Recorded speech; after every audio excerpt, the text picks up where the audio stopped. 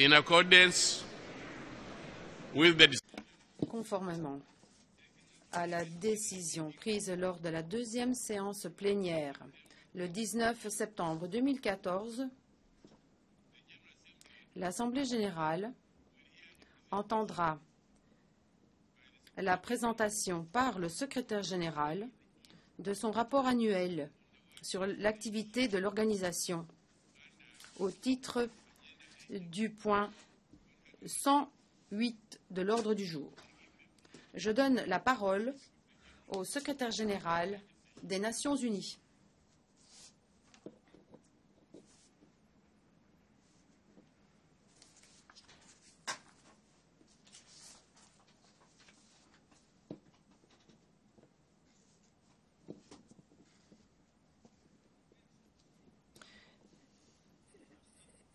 Excellence, Monsieur Sam Kutesa, président de l'Assemblée générale, Mesdames et Messieurs les chefs d'État et de gouvernement, Excellences, Mesdames et Messieurs, c'est un grand honneur pour moi de vous accueillir dans la salle de l'Assemblée générale après sa rénovation.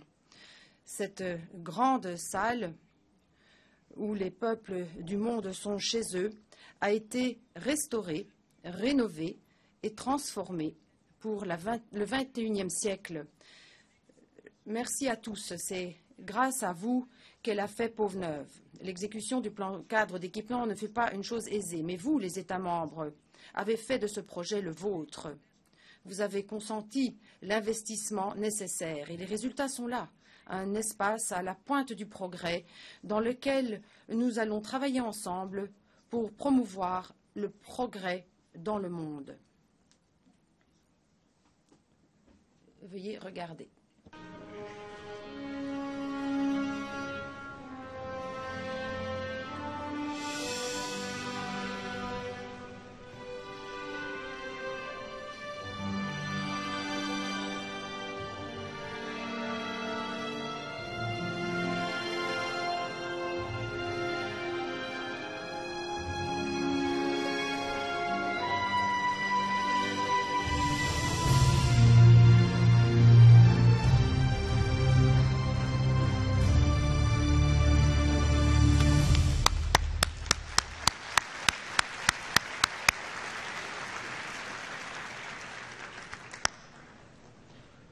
Excellencies, we want to...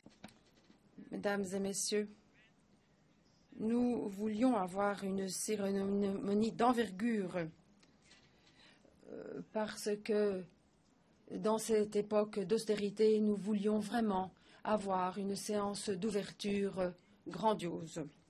Au nom de tous les peuples et de toutes les nations, je suis fier de déclarer officiellement ouverte la salle de l'Assemblée générale.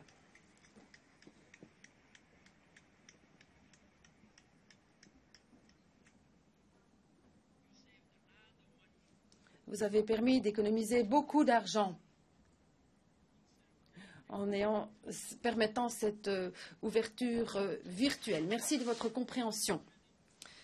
Monsieur le Président de l'Assemblée générale, Mesdames et Messieurs les chefs d'État et de gouvernement, Mesdames et Messieurs, chaque année, à pareille époque, l'espoir emplit la salle où nous nous trouvons, l'espoir que représente la Charte des Nations unies, l'espoir des dirigeants qui prennent la parole à cette tribune, l'espoir des peuples du monde qui entendent leurs promesses. Cette année, l'espoir est peu visible à l'horizon. Des actes indescriptibles ont été commis, des innocents sont morts. Le spectre de la guerre froide est revenu nous hanter. Le printemps arabe a en grande partie été emporté par un vent de violence. Jamais depuis la fin de la Deuxième Guerre mondiale n'y avait-il eu tant de réfugiés, de déplacés et de demandeurs d'asile. Jamais auparavant l'ONU n'avait-elle été mise à contribution pour aider tant de gens en leur apportant des secours alimentaires d'urgence et d'autres articles de première nécessité. La diplomatie est sur la défensive. Elle est mise à mal par ceux qui croient en la violence. La diversité est attaquée par les extrémistes qui proclament que la seule bonne voie est la leur. Le désarmement semble un rêve distant. Il est saboté par ceux à qui profitent des conflits sans fin. On a l'impression que le monde se disloque, les crises se suivent et les maladies se propagent. Mais faire preuve de leadership, c'est précisément trouver des graines d'espoir et les soigner pour faire pousser quelque chose de plus grand. C'est ce que nous avons le devoir de faire et c'est ce que je vous demande de faire aujourd'hui. Mesdames et messieurs, du point de vue des principes énoncés dans la Charte des Nations Unies, cette année fut terrible. Des barils d'explosifs aux décapitations, des civils délibérément affamés aux attaques dirigées contre des hôpitaux, des sites protégés des Nations Unies et des convois humanitaires. Les droits de l'homme et l'état de droit sont assaillis de toutes parts. Mesdames et messieurs, après la dernière tragédie de Gaza, le clivage entre Palestiniens et Israéliens semble plus profond que jamais. Si nous ne sauvons pas la solution des deux États, ce sont des hostilités permanentes qui nous attendent. La situation en Ukraine et dans les environs demeure instable. Au Soudan du Sud, la lutte pour le pouvoir politique a fait des milliers de morts et exposé des millions de personnes au risque de famine. La République centrafricaine est fracturée et traumatisée. Le Mali et le Sahel continuent d'être aux prises avec l'insurrection, le terrorisme, le trafic de drogue et la criminalité organisée. En Somalie, une coalition d'États africains affronte le groupe terroriste des Shabab. Au Nigeria, Boko Haram poursuit de plus belle sa campagne sanguinaire dont les conséquences sont terribles pour les femmes et les filles. Ladies and gentlemen. Mesdames et messieurs, en Irak et en Syrie, la barbarie atteint chaque jour de nouveaux sommets et les pays de la région en subissent les conséquences par contagion. Comme l'ont dit des dirigeants musulmans du monde entier, les organisations terroristes qui font des ravages dans la région n'ont rien à voir avec l'islam. La menace que des groupes extrémistes font peser sur la paix et la sécurité internationale est évidente et exige une réaction multiforme de la communauté internationale.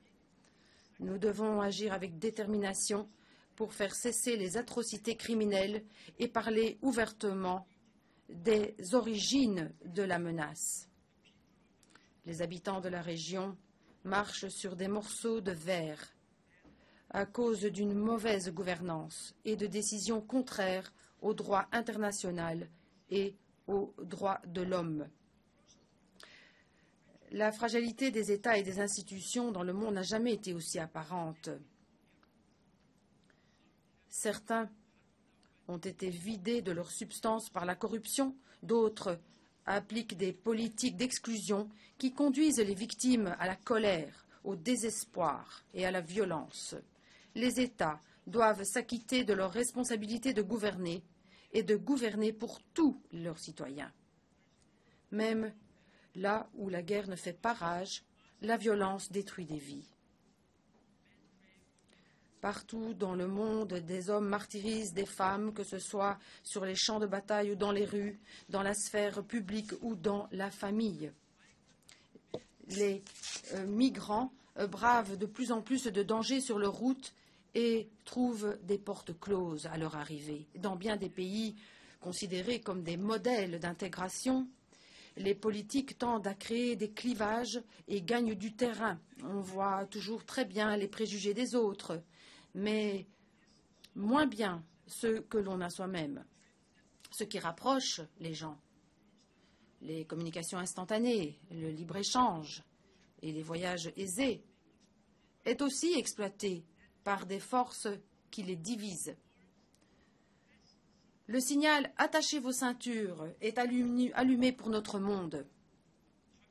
Des turbulences mettent chaque jour à l'épreuve le système multilatéral, les institutions nationales et la vie des populations. Les droits de l'homme sont un des moyens principaux de riposte.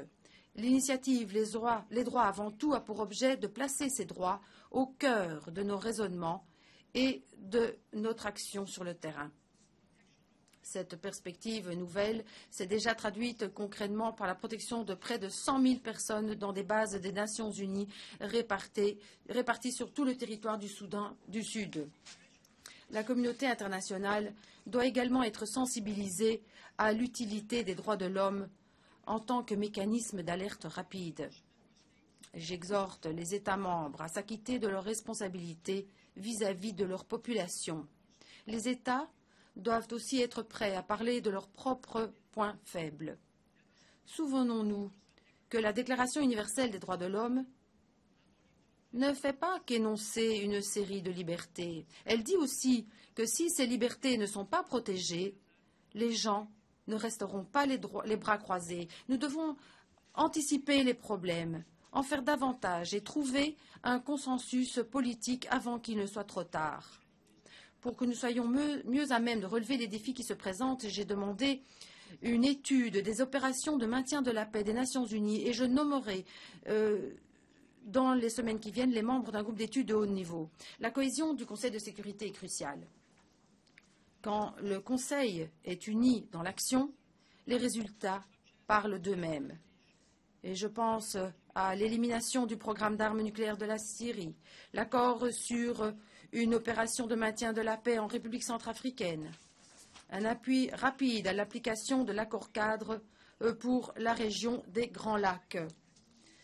Quand il ne l'est pas, dans le cas de la Syrie, de grandes souffrances en résultent et sa crédibilité est entamée, de même que celle de l'organisation. L'Assemblée générale doit s'acquitter de ses responsabilités et jouer le rôle qui lui revient. Mesdames et Messieurs, Excellences, les problèmes et les possibilités de domaine ne doivent pas être masqués par la fumée que dégagent les incendies d'aujourd'hui. Les raisons d'espérer sont peut-être difficiles à discerner, mais elles existent. Dans les hôpitaux, dans les écoles et ailleurs, loin des projecteurs, le développement avance à grands pas. La pauvreté, la mortalité de l'enfant et de la mortalité maternelle ont diminué de moitié. Il reste du chemin à faire, mais ces avancées et bien d'autres montrent l'effet puissant contre les objectifs du millénaire pour le développement et ce que nous pouvons faire lorsque nous unissons nos forces. Aujourd'hui, le programme d'action des 15 prochaines années fait l'objet d'un dialogue mondial passionnant. Ce mois-ci, les petits États insulaires en développement ont pris part au débat avec l'adoption des orientations de Samoa, Samoa Pathway, en anglais, vaste plan d'action visant à traiter les problèmes qui se touchent tout particulièrement. Il y a 2 jours, dans cette salle, les peuples autochtones du monde ont quant à eux demandé que leur marginalisation cesse. Avant-hier également, les dirigeants politiques du monde ont réaffirmé qu'il importe de continuer à donner effet au consensus historique atteint à la conférence du Caire sur la population et le développement.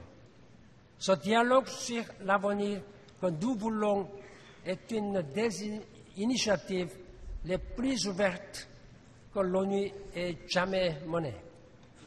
Plus de 5 millions de personnes ont participé à l'enquête mondiale My World. J'espère que des millions d'autres se connecteront en ligne pour donner leur vie. Ce qui prend forme grâce à ce dialogue est un projet remarquable, un programme universel, applicable à tous les pays, témoignant de la volonté non pas de réduire, mais d'éliminer la misère et la faim et de permettre à tous les pays et à tous les groupes sociaux de s'engager sur la voie d'un développement réellement durable.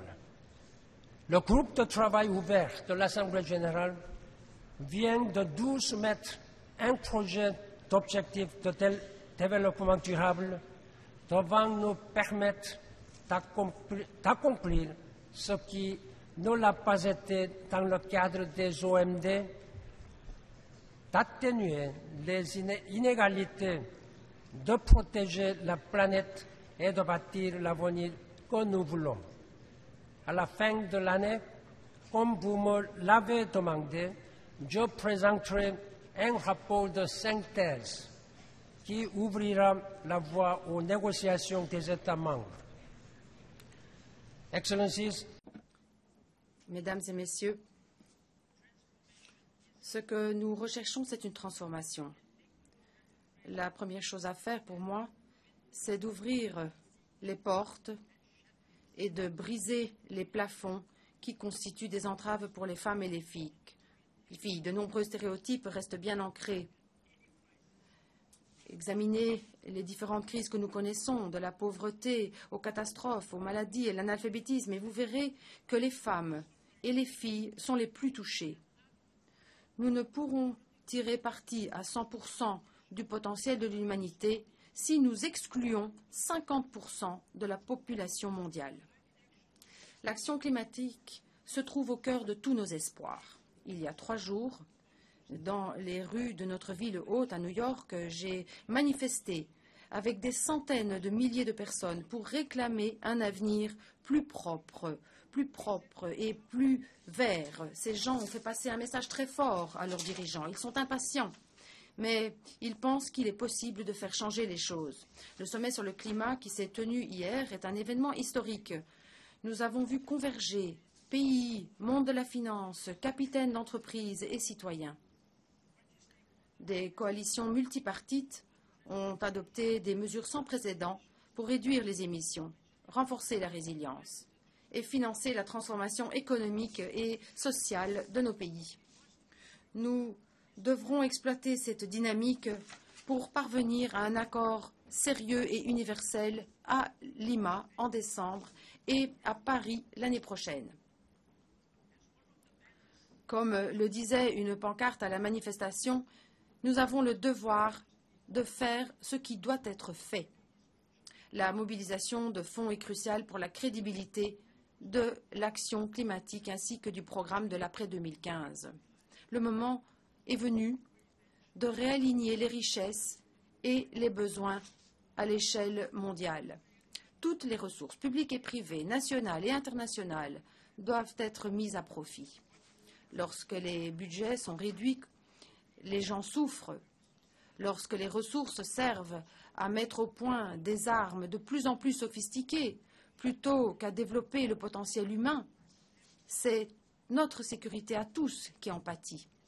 Faire preuve de direction, c'est aussi arrêter les bonnes priorités. C'est choisir les bonnes politiques et c'est investir dans les êtres humains. Les 15 prochains mois seront déterminants pour la prospérité et la stabilité mondiale. Je vous exhorte à ne pas revoir vos ambitions à la baisse. Mesdames et messieurs, l'épidémie d'Ebola qui s'est déclenchée en Afrique de l'Ouest est une crise sans précédent. C'est pourquoi j'ai décidé de créer une opération sanitaire sans précédent, la mission des Nations Unies pour l'action d'urgence contre l'Ebola, afin de réunir toutes les ressources nécessaires pour renforcer le travail des pays et des groupes touchés.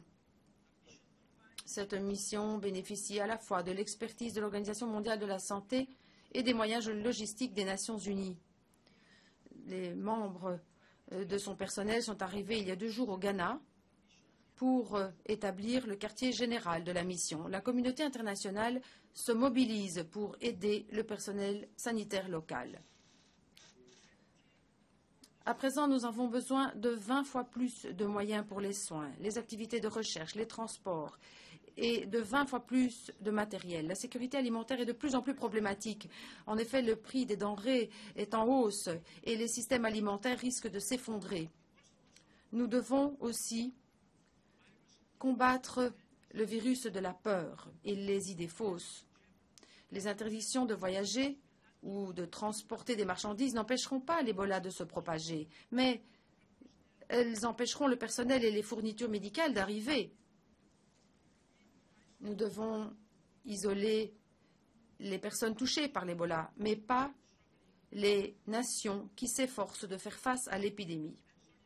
En faisant preuve d'esprit de décision et de solidarité, nous pouvons aider les peuples guinéens, libériens et sierra-léonais à mettre fin à l'épidémie et à se remettre en marche vers un avenir meilleur. Mesdames et messieurs, les chefs d'État et de gouvernement, récemment, partout dans le monde, nous avons marqué le 100e anniversaire du début de la Première Guerre mondiale. Comme beaucoup de conflits, celui-ci fut moins le résultat d'un grand dessein que la conséquence de petits problèmes mal gérés. Après la Deuxième Guerre mondiale, la communauté internationale a fait preuve d'une détermination hors du commun qui a abouti à la création de l'Organisation des Nations Unies. Les architectes de l'après-guerre étaient guidés non seulement par l'idée qu'un tel conflit ne devait plus jamais se reproduire, mais par la perspective de ce que les pays du monde pouvaient accomplir en unissant leurs forces. Aujourd'hui, nous faisons face à une myriade de problèmes. Les hommes et les femmes du monde crient au secours face à la cupidité et à l'inégalité. L'Organisation des Nations Unies doit répondre à cet appel. Un siècle s'est écoulé depuis la Première Guerre mondiale et 70 ans depuis la création de l'ONU. Et pourtant, le monde n'est toujours pas aussi pacifique qu'il pourrait ou qu'il devrait être. Aujourd'hui, nous faisons face à davantage de catastrophes causées par l'homme, plus que de catastrophes naturelles. Certes, nous ne pouvons pas contrôler la nature, mais qui d'autre que nous est responsable pour faire régner la paix et la justice dans le monde? Les guerres, la pauvreté, l'ignorance, les crises causées par l'homme peuvent être jugulées par l'homme. Je ne pense pas que nous puissions à ce stade être satisfaits du monde que nous allons laisser à nos enfants. Et pourtant, je garde l'espoir. Un espoir fondé sur la Charte des Nations Unies, qui continue de nous guider en cette période de grandes difficultés et de bouleversements. Je suis constamment impressionné par les fonctionnaires, les soldats de maintien de la paix, les agents humanitaires, les défenseurs des droits de l'homme et par toutes les personnes qui donnent une réalité concrète à notre charte. Tout comme nous avons rénové cette salle pour une époque nouvelle, je compte sur vous, mesdames et messieurs, les chefs d'État et de gouvernement, pour reprendre les choses en main et rétablir la cohésion. Nous pouvons relever tous les défis et nous le ferons en tant que Nations Unies. Je vous remercie de votre direction.